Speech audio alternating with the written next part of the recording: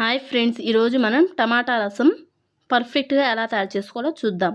ముందుగా ఒక కడాయిలోకి వాటర్ వేసుకోవాలి. వాటర్ హీట్ ఎక్కిన తర్వాత టమాటాలను ఈ విధంగా కట్ చేసి వేసుకోవాలి. ఇవి ఉడికేలోపు మనం ఇందులో కావాల్సిన మసాలా తయారు చేసుకుందాం. ఒక చిన్న రోల్లోకి 1 టేబుల్ స్పూన్ మిరియాలు, 1 టేబుల్ స్పూన్ జీలకర్ర, ఒక గుప్పెడు వెల్లుల్లిని ఈ విధంగా వేసుకొని కచ్చా పచ్చాగా దంచుకోవాలి. మిక్సీలో అస్సలు వేసుకోవద్దండి. ఇలా కచ్చా పచ్చాగా దంచుకుంటేనే ఈ రసంకి మంచి ఫ్లేవర్ వస్తుంది. ఈ మిశ్రమాన్ని ఒక గిన్నెలోకి తీసి పెట్టుకుందాం.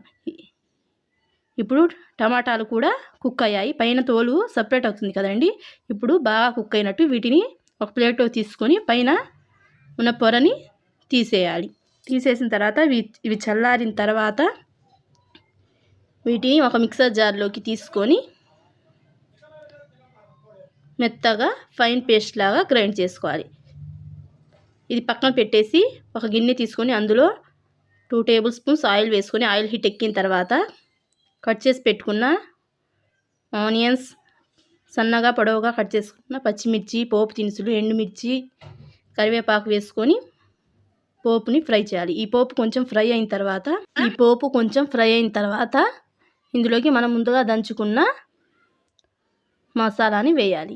ఇది కొంచెం లైట్గా ఫ్రై అయిన తర్వాత ఇందులో కొంచెం పసుపు, టేస్ట్కి సరిపడినంత సాల్ట్ వేసుకోవాలి. ఇవి కూడా కొంచెం వేగిన తర్వాత మనం గ్రైండ్ చేసి పెట్టుకున్న టమాటా ప్యూరీని ఇందులో వేసుకోవాలి.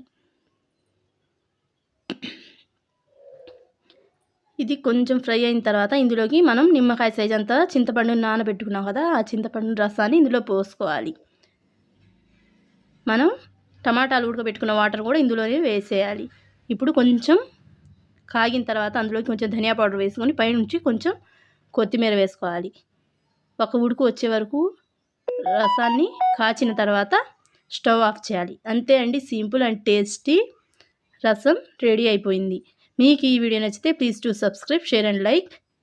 ఈ రసంతో ఆమ్లెట్ వేసుకొని తింటే సూపర్ టేస్టీగా ఉంటుందండి. Please try it. Please subscribe.